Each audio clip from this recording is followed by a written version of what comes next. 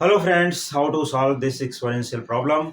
यहाँ पर जो क्वेश्चन दिया गया है 6 raise to x plus 6 raise to x plus 6 raise to x upon 2 raise to x plus 2 raise to x.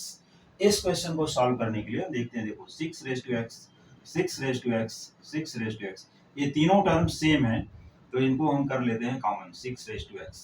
इसके बाद हमें यहाँ पर क्या मिलता है 1 प्लस 1 प्लस 1, ये तीनों में 1 इंटू 1 इंटू 1 करके यहाँ पर 1 प्लस 1 प्लस 1 दिखाया गया। और यहाँ पर 2 raise to x plus 2 raise to x, तो यहाँ पर भी डिनोमिनेटर में 2 रेज टू एक्स को कॉमन करते हैं, यहाँ पर आ जाएगा 1 प्लस 1 इक्वल टू 36। जो नंबर यहाँ पर दी गई सेम टू सेम यहाँ पर लिख लेना है।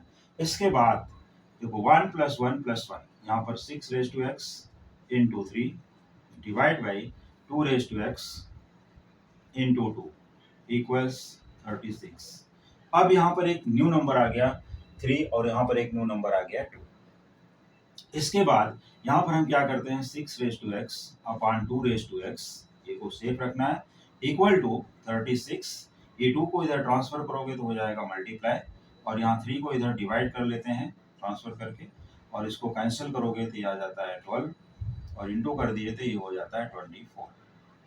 अब जो यहाँ फॉर्मूला यूज करना है, देखिए a to the power m upon a to the power n equal to होता है a to the power m minus m। लेकिन अगर हम दोनों की पावर को यहाँ पर सेम कर दे, जैसे a to the power m upon b to the power m, तो इस टर्म को लिख सकते हैं a upon b whole raise to m।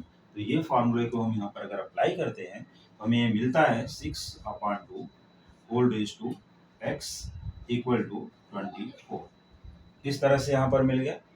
अभी इतना मिलने के बाद जब ये टर्म आया यहाँ पर 24 आया, तो 6 upon 2 whole raise to x equal to 24। अभी 6/2 क्या है, दिस इज 3, इसको कट करोगे तो क्या हो जाएगा 3 रेज टू एक्स, यहाँ पर इसको कैंसिल कर दिया, 3 रेज टू एक्स इक्वल्स 24। अब ये 3 रेज टू एक्स इक्वल्स 24 को कैसे सॉल्व करोगे, taking log on both sides. तो यहाँ पर log of 3 raise to x equal to log of 24। लेकिन हमारे पास जो फॉर्मूला है log of m to the power n equal to n into log of m, तो ये फॉर्मूले को अप्लाई करते हुए यहाँ पर ये बन जाएगा x into log of 3 equal to log, इसको अगर हम यहाँ पर ब्रेक करना चाहें ये हो जाएगा 3 इंटू 8। अब इसके बाद x into log of 3 equals log of 3 plus log of 8, log m into n equal to log m plus log n। ये फॉर्मूला यूज कर देते हैं यहाँ पर। तो ये फॉर्मूले के अकॉर्डिंग हमने इसको ब्रेक कर लिया। अब इसके बाद क्या करना है, ये देखिए x into log of 3 equal to log of 3 plus log of 2 cube. ये फॉर्मूला फिर से यहाँ पर अप्लाई करते हैं, it is log of 3 plus 3 log of 2। और इसके बाद x की जो वैल्यू निकालने का यहाँ पर नंबर आएगा, तो log ऑफ 3 प्लस 3 log 2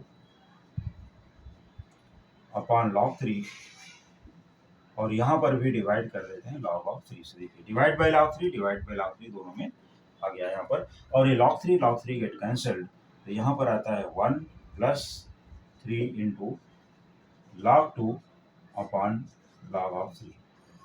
लेकिन ये x की वैल्यू यहाँ पर है, ऐसा है 1 plus 3 into log of 2 upon log 3।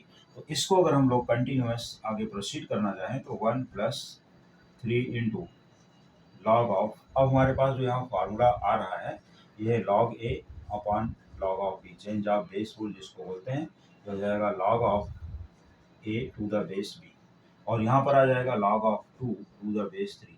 तो this is the value of x, यहाँ पर ये यही है आंसर इसका।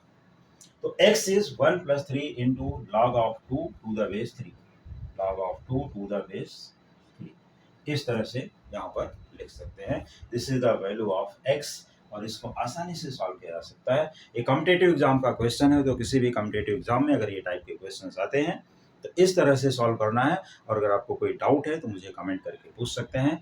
तो इसी तरह के और भी इंटरेस्टिंग क्वेश्चन के लिए देखते रहिए coming videos. Thank you so much.